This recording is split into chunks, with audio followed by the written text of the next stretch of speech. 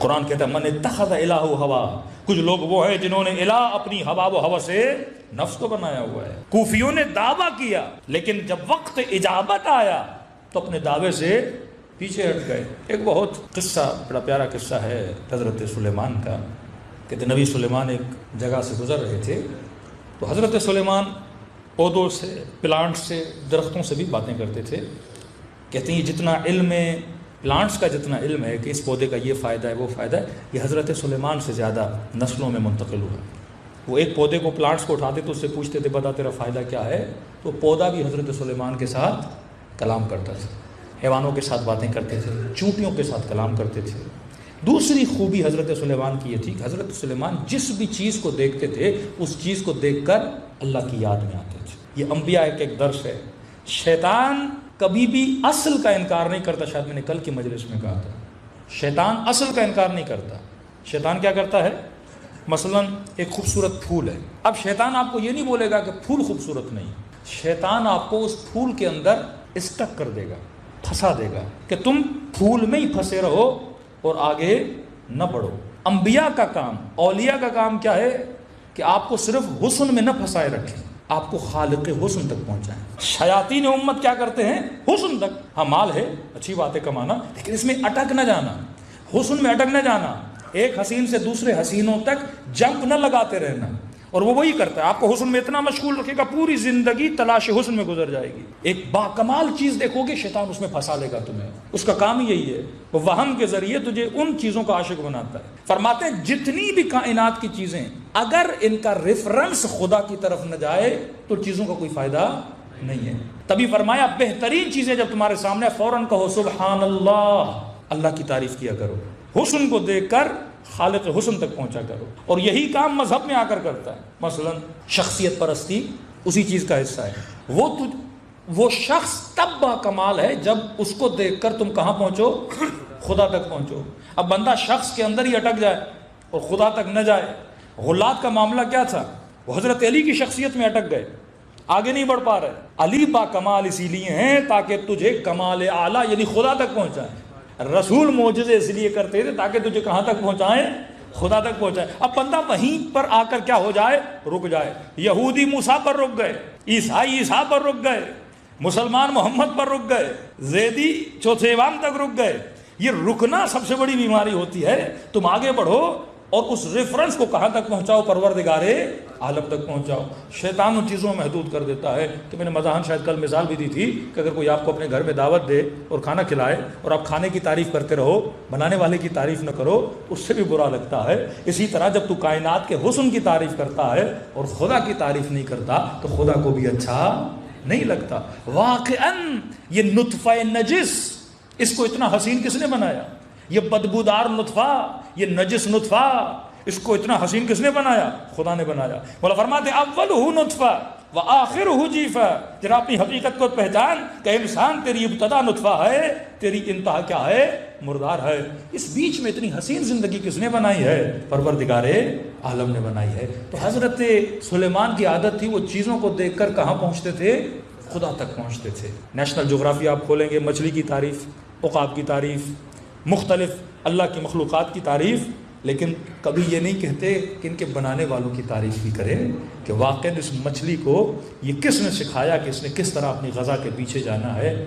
ایک حدیث بھی ہے اور واقعی یہ نئی ریسرچ بھی ہے، آپ نے سنا ہوگا کہ ایک دریا کی بہت بڑی مچھلی ہوتی ہے جو کئی مچھلیوں کو کھاتی ہے۔ اب ظاہر ہر انسان کو برش کرنے کی بھی ضرورت ہوتی ہے، مچھلیوں کو بھی ضرورت ہوتی ہے کہ دانتوں میں کیڑے نہ لگ جائیں۔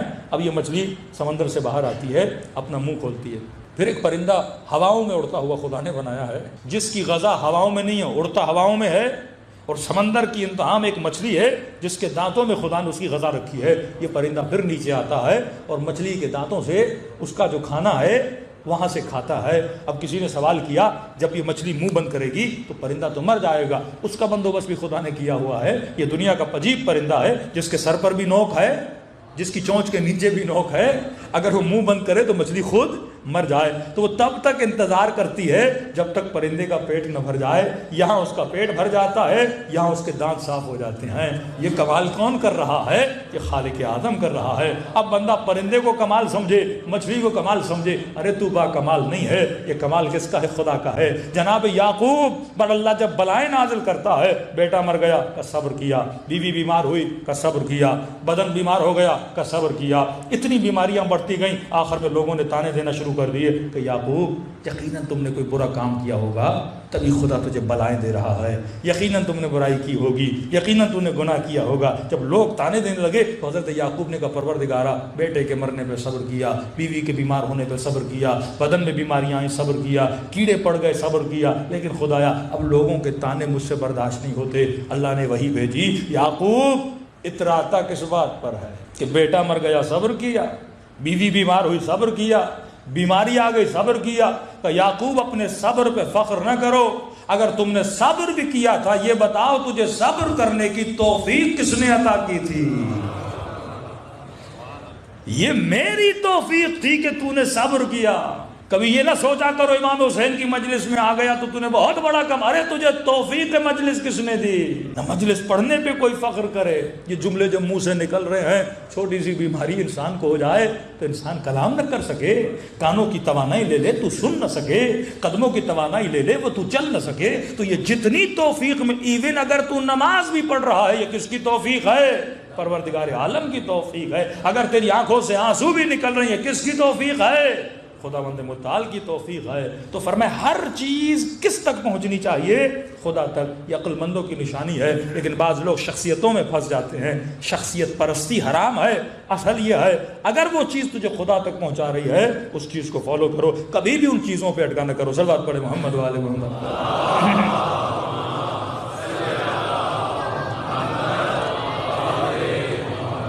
تو ہم نے کہا مدعی ادعا کرنا کہ واقعی میں علی کا ماننے والا ہوں, یہ بڑا آسان ہے.